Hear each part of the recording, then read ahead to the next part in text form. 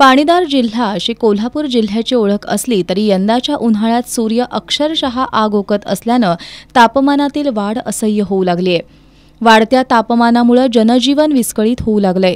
दुपारच्या नंतर अनेक जण घराबाहेर पडणं टाळतात, परंतु घराबाहेर पडून कष्ट केल्याशिवाय ज्यांची चूल पेटत नाही त्यांना भर उन्हातच काम करावं लागतंय। अशा लोकांना उष्माघाताचा धोका संभवत असल्यामुळे शेतकऱ्यांसह मजुरांनी सकाळच्या वेळेत कामं करावीत, तसंच दिवसभरात काम करावंच लागत असेल तर सावलीचा आधार घ्यावा, भरपूर पाणी प्यावं, तसंच कोणत्याही प्रकारचा त्रास वाटल्यास आरोग्य केंद्राशी संपर्क साधावा असं आवाहन तालुका वैद्यकीय अधिकारी डॉक्टर आर शेट्टी यांनी केलंय।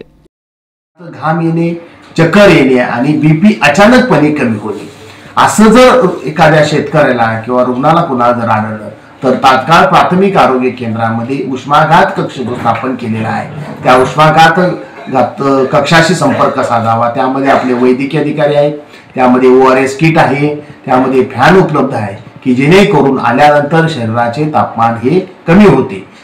शेतकऱ्याला जर असं शेतामध्ये काम करत असताना जर आढळलं तर त्यानं सावलीचा वापर पहिल्यांदा करावा, की सावली घ्यावी आणि एका ठिकाणी पाण्याचं प्रमाण त्यांनी जास्त प्यावं जेणेकरून शेतकऱ्याला त्रास हा कमी होईल। तसेच उपकेंद्र स्तरावरती सामुदायिक आरोग्य अधिकारी हे पण आहेत, आरोग्य सेवक आहेत, आरोग्य सेविका पण आहेत, त्यांच्याशी पण तत्काळ संपर्क साधावा आणि औषधोपचार घेऊन बरं वाटतं। परंतु उष्माघात हा टाळण्यासारखा आहे।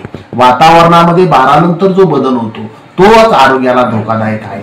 त्यामुळे इथून पुढे काळजी घ्यायची असेल तर आपल्या आरोग्य यंत्रणा आणि शेतकऱ्यांनी तात्काळ संपर्क साधावा।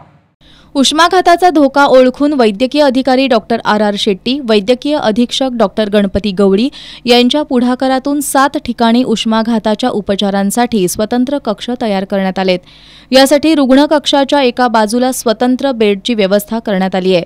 थंड पाणी, ताजी हवा आणि ऑक्सिजन पुरवठ्याची व्यवस्था करण्यात आली आहे। उष्माघाताचा रुग्ण आढळल्यास प्राथमिक आरोग्य केंद्र अथवा ग्रामीण रुग्णालयाशी तात्काळ संपर्क करण्याचं आवाहन तालुका आरोग्य विभागाच्या वतीनं करण्यात आलंय।